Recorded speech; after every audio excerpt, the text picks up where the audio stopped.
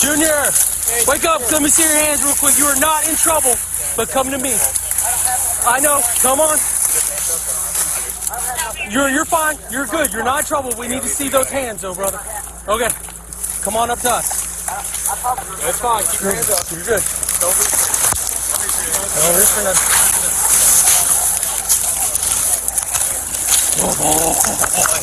Good boy, buddy. Good boy. Good boy. Good boy.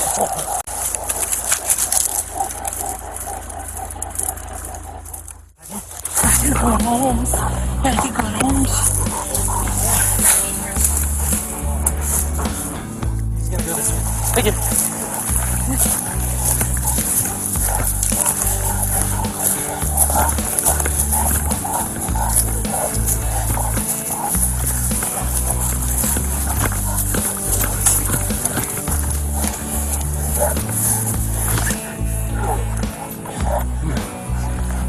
Going off.